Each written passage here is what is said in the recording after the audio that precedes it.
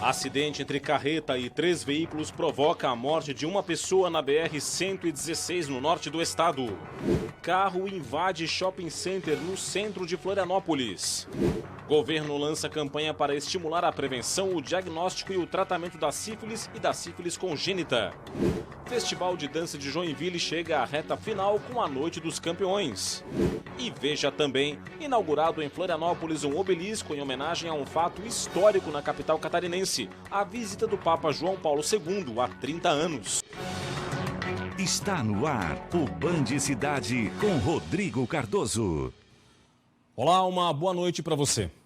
O Congresso Nacional derrubou o veto do presidente Jair Bolsonaro ao projeto de lei que proibia despejos durante a pandemia de Covid-19. A reportagem de Rita Della Pieve abre a edição do Band Cidade de hoje.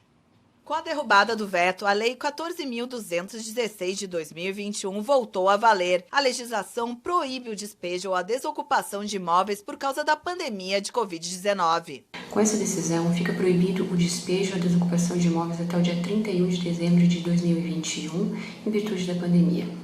Isso valerá para situações de inquilinos com atraso de aluguel, fim do prazo de desocupação ou demissão do locatário.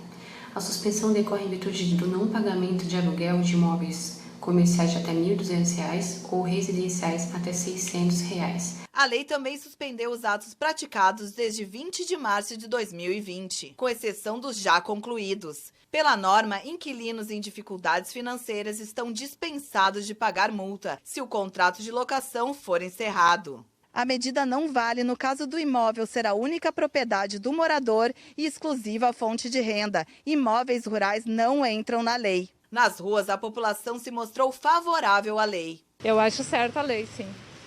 Porque tem que favorecer, né, a pessoa. Ela não tem condições, então, para mim está certo. É certa a lei. Está tendo muito desempregados e às vezes a gente pode ficar desempregado. Eu me incluo, né, nessa parte. A gente pode ficar desempregado e não ter o dinheiro para pagar e a gente ser despejado dessa forma, entendeu? Elas não têm culpa que tem esse coronavírus. Ainda mais quem tem filhos pequenos, né? Não acho justo. Para imóveis comerciais, o locatário está dispensado de pagar multa se não houver acordo com o proprietário para desconto ou adiamento do aluguel. A regra vale para atividades que tenham sido interrompidas pelas medidas sanitárias por mais de 30 dias. Uma pessoa morreu e outra ficou ferida em um acidente na manhã de hoje na BR-116 em Mafra, norte do estado. O acidente ocorreu no quilômetro 8 da rodovia e envolveu uma carreta e 3 veículos. Um homem de 64 anos de idade que dirigia uma caminhonete com placas de Itaiópolis morreu no local do acidente. O motorista de um carro com placas de Mafra ficou ferido e foi levado para o hospital. Os ocupantes da carreta e do 4º veículo envolvido não se feriram. A rodovia foi interditada pela Polícia Rodoviária Federal. O tráfego foi desviado para a via marginal. E um motorista invadiu um shopping center de Florianópolis na madrugada desta sexta-feira com um carro de luxo. Por pouco, o segurança que trabalhava no local não foi atingido. Era por volta das 3h30 da manhã quando o condutor de 31 anos, que estava transitando na contramão, invadiu o shopping com o veículo por uma das entradas de pedestres. O segurança, que trabalhava no local, estava no exato ponto por onde o carro entrou, mas conseguiu escapar a tempo. Segundo a Guarda Municipal, o motorista, que estava com um amigo, apresentava sinais de embriaguez e se recusou a fazer o teste do bafômetro. Ele alegou problemas mecânicos no veículo. O homem foi encaminhado para a delegacia de polícia. Contra o condutor, já havia uma restrição do direito de dirigir, com data de início em 9 de junho de 2021 até 1º de dezembro de 2022. O motorista pagou fiança de R$ 5.500 e foi liberado. A Polícia Civil fez uma nova apreensão de drogas no Aeroporto Internacional Hercílio Luz, em Florianópolis. Durante uma ação de fiscalização, os policiais da Delegacia de Proteção ao Turista identificaram bagagens com 37 quilos de substâncias orgânicas. Após uma inspeção, os agentes descobriram que a substância era maconha. Policiais civis e federais entraram na aeronave ainda em solo e prenderam a proprietária das bagagens. A mulher de 27 anos ia para o nordeste do país. Essa foi a terceira apreensão em menos de 40 dias. Para falar deste assunto aqui no estúdio do Band Cidade, eu converso agora com o Roberto Azevedo. Tudo bem, Roberto? Boa noite para você. Boa noite, Rodrigo. Boa noite a você que nos assiste. A repressão ao tráfico de drogas é evidente, é necessária, mas também é importante atuar em outras pontas desse problema também, não é?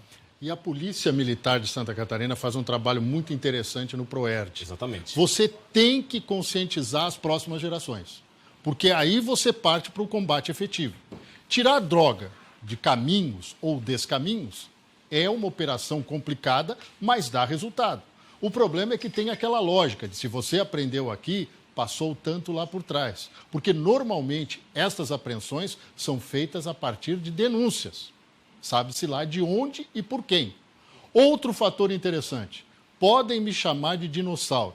Eu sou de um tempo em que jornalista, redação, e tenho lá meus 36 anos como jornalista profissional, não divulgava o valor da droga apreendida. Porque a nossa lógica naquela época era para não incentivar que a pessoa entrasse no mundo da droga. As coisas mudam. E hoje a lógica da polícia é divulgar o valor que foi apreendido para dizer o impacto financeiro que ela provocou contra o traficante, contra o crime organizado. Mas ainda fico com a primeira versão. Acho que ainda é incentivo. Daqui a pouco eu volto com mais informações aqui no Band Cidade. Estamos de volta com o Band Cidade. Olha, amanhã, 16 de outubro, é o Dia Nacional de Combate à Sífilis e à Sífilis Congênita. São doenças sexualmente transmissíveis que ainda têm um número alto de casos em Santa Catarina. Autoridades de saúde do estado alertam para a gravidade da doença e também para a prevenção. A sífilis é uma doença sexualmente transmissível. Sem tratamento, ela pode causar feridas nos órgãos genitais, manchas e lesões na pele, ínguas e até levar à morte. Em gestantes, pode ser ainda mais grave. As manifestações mais graves da doença ocorrem durante a gravidez, quando a mãe não é diagnosticada e tratada a tempo, e a doença passa para o bebê. Podem ocorrer abortos, morte fetal e sequelas muito graves naqueles bebês que sobrevivem. A Vigilância Epidemiológica Estadual reforça a importância da prevenção, da testagem e do tratamento da sífilis. A doença tem cura e o diagnóstico pode ser feito por meio de um teste rápido. A sífilis é também uma doença grave. A sífilis tem tratamento e com ele você consegue obter a cura dessa doença. Então, procure o posto de saúde mais próximo de você e faça o tratamento se o teste der positivo. Dados da Secretaria Estadual de Saúde apontam que houve redução nos casos de sífilis, de 10.946 em 2019 para 8.802 em 2020. Em gestantes, também houve queda, de 2.133 casos em 2019 para 2.075 em 2020. Agora, a pandemia de Covid-19. 18 pessoas perderam a vida nas últimas 24 horas vítimas da doença aqui no estado. Com essas mortes, o total de pessoas que morreram desde o começo da pandemia agora é de 19.475. Houve o registro de 1.089 novos casos de ontem para hoje. O total subiu para 1.204.332. O de pacientes recuperados chegou a 1.178.583 e 6.274 casos estão em acompanhamento. 38,63% é a ocupação de leitos de UTI adulto Covid no estado, com 510 leitos vagos atualmente. E agora, o governo do estado divulgou um novo vacinômetro, uma nova sistemática de mostrar os dados da vacinação aqui em Santa Catarina. O layout mudou, a gente pode ver que está um pouco diferente, mas o cerne da questão permanece o mesmo. Total de primeira dose aqui no estado, 5.448.562. Dá 88,98% da população vacinável e 75,13% da população em geral. Agora os imunizados, com o esquema vacinal completo.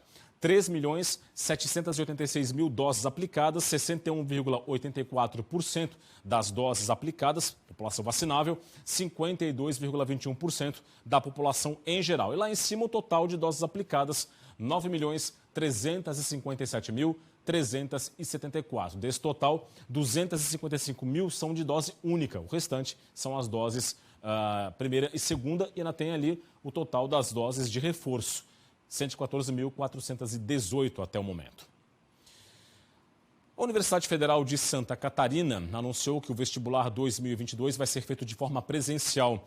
As inscrições começam na próxima segunda-feira, dia 18 de outubro, e vão até o dia 19 de novembro. Os candidatos vão concorrer a 5.521 vagas em 102 cursos.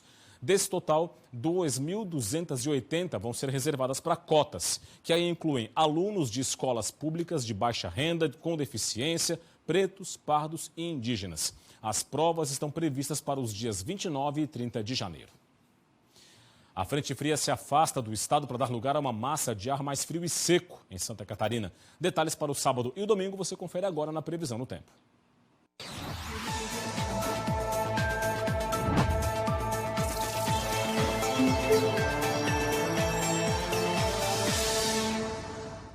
O sábado vai ter mais nuvens e chuva isolada na madrugada e início da manhã. Ao longo do dia, sol em boa parte do estado. Somente no litoral sul permanece o céu encoberto e a chance de chuva.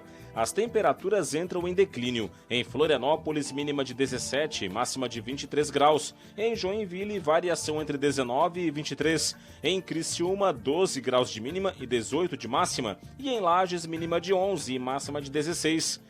No domingo, a presença de um cavado, uma área alongada de baixa pressão, deixa o céu encoberto com chuva e trovoadas isoladas no estado. No fim do dia, o tempo melhora no oeste e meio-oeste. As temperaturas vão seguir baixas em todas as regiões. Na capital, mínima de 15, máxima de 19 graus. Em Blumenau, 13 graus de mínima e 17 de máxima. Em Chapecó, mínima de 14 e máxima de 17. E em Itajaí, mínima de 16 e máxima de 20 graus. E hoje, 15 de outubro, é o dia do professor. Parabéns a todos os professores e professoras. E para o Magistério Público Estadual, as notícias são até boas, não é? Vamos voltar a falar com o Roberto Azevedo sobre esse assunto. Roberto, que boas informações são essas, hein? A principal delas, a descompactação da tabela salarial dos professores chega na Assembleia em forma de projeto de lei na semana que vem. Palavra do governador Carlos Moisés da Silva. E ele garante que lá está previsto que o professor, em fim de carreira, com doutorado, terá um ganho de R$11 mil por mês. Que bom! Mas a principal notícia que complementa essa é que o governo anunciou 1.100 bolsas para quem quiser fazer pós-graduação ou até mesmo uma graduação maior, no caso, e 900 para graduação, para aquelas pessoas que ainda têm apenas o ensino médio. Excelentes notícias, maravilhosas, até porque se você quer progresso, quer melhoria de qualidade de emprego, de vida, você tem que estudar e dar condições para o serviço público, dar para a maioria da população esta condição de estudo. Agora, estava tudo maravilhoso, até que no meio da tarde o governo vem com uma história que encomendou um estudo para ver se pode baixar o preço dos combustíveis lá na bomba com a diminuição da alíquota do ICMS. Mas não era contrário de tudo que o governo falava? E o pior, para fazer isso, tem que combinar com a Petrobras e com os donos de postos. Infelizmente, não vai dar certo. Dito isso, um grande fim de semana a todos e até segunda.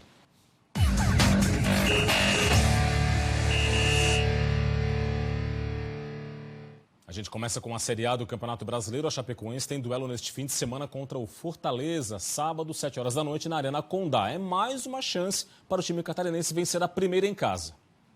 Para o confronto contra o terceiro colocado da competição, o técnico Pintado vai ter desfalques. O lateral esquerdo Busanello e o volante Anderson Leite vão cumprir suspensão pelo terceiro cartão amarelo. A Chapecoense estacionou na lanterna do Campeonato Brasileiro com 13 pontos e está a 15 do Santos, o primeiro fora do Z4.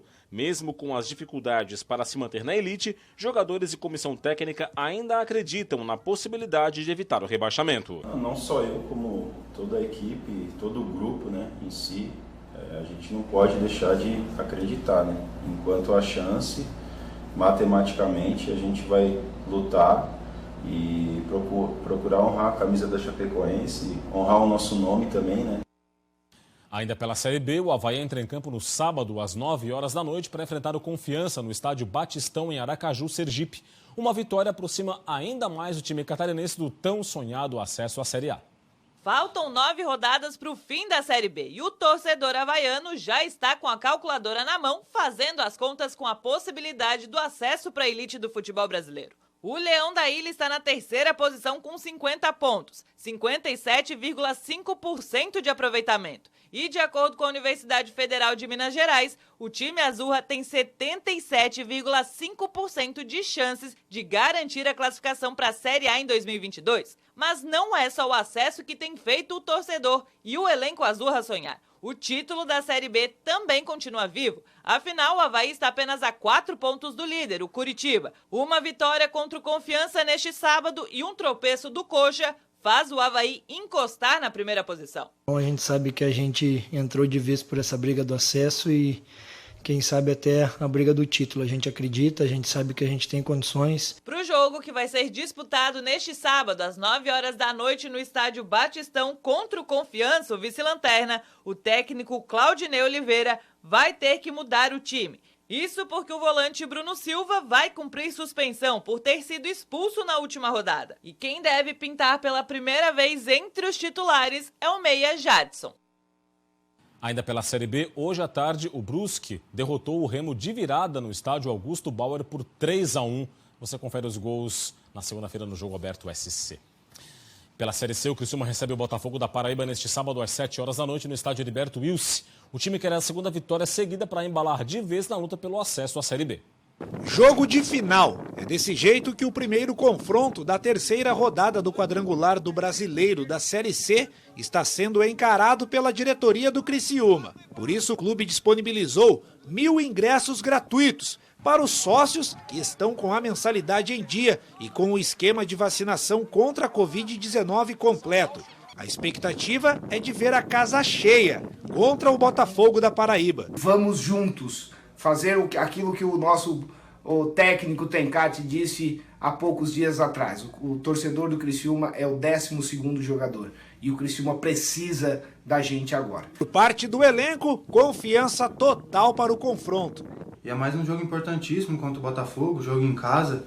A gente vai para somar 3 pontos e tentar encaminhar essa classificação. Mas a gente sabe que vai ser um jogo difícil, que o time deles tem qualidade, mas a gente está preparado aí. O jogo é neste sábado, às 7 horas da noite, no estádio Heriberto Wilson.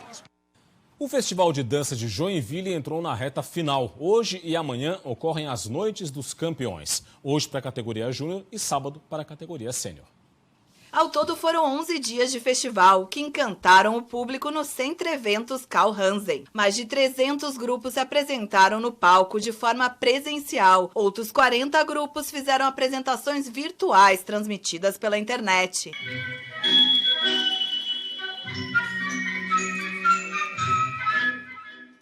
Depois de quase 2 anos, poder voltar aos palcos, ver nossos alunos em cena, trabalhos que a gente fez com tanto carinho lá no começo de 2020 e hoje finalmente puderam receber os aplausos do público, colocar o figurino, sentir as luzes do palco. Então, viver toda essa magia que todo bailarino, como grande artista, precisa. Está sendo incrível, é o primeiro ano que as nossas bailarinas irão dançar na mostra competitiva, irão dançar no meia ponta.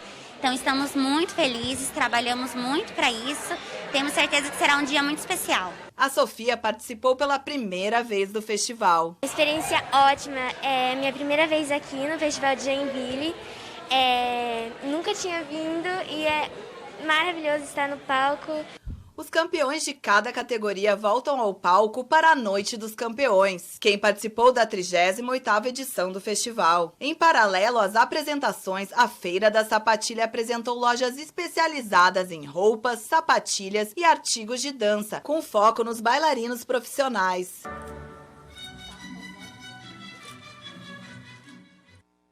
Muita gente que mora em Florianópolis há bastante tempo lembra da visita do Papa João Paulo II à capital catarinense, não é? Pois um obelisco em homenagem aos 30 anos da vinda do Pontífice foi inaugurado hoje na capital para lembrar este momento histórico. O monumento comemorativo foi instalado no Centro de Ensino da Polícia Militar, no bairro Trindade, em Florianópolis. O obelisco celebra a vinda do Papa João Paulo II à capital. O Papa João Paulo II veio até Santa Catarina em 1991 para participar da beatificação da Madre Paulina. Na época, foi construído aqui neste mesmo local um outro monumento, menor, para marcar a visita do Papa a Florianópolis. Agora, este obelisco celebra os 30 anos dessa visita. O campo que nós temos aqui ao lado e esse local em que nós temos foi onde ele passou para pegar o papamóvel. Então a época para nós representou muito porque a chegada, o pouso dele foi aqui no centro de ensino. Na época, a imagem de Nossa Senhora de Fátima do centro de ensino da PM foi abençoada pelo Papa João Paulo II. A gente soube que ele era muito devoto de Nossa Senhora de Fátima. E nós colocamos essa imagem que foi doada pelos cadetes, alunos cadetes de 1986.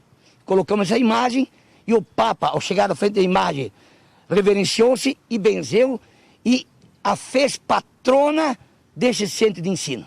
O obelisco foi uma doação dos fiéis que participam da Paróquia Militar Cristo Rei. Para eternizar este momento, o livro com os nomes dos doadores, que é chamado de Livro de Ouro, foi concretado dentro do monumento. E é isso, ficamos por aqui com o Band Cidade de hoje. Vem aí as notícias do Brasil e do mundo no Jornal da Band. Fique ligado. Para você um forte abraço, muito obrigado pela audiência ao longo de toda a semana. Boa noite, bom fim de semana e até segunda. Tchau.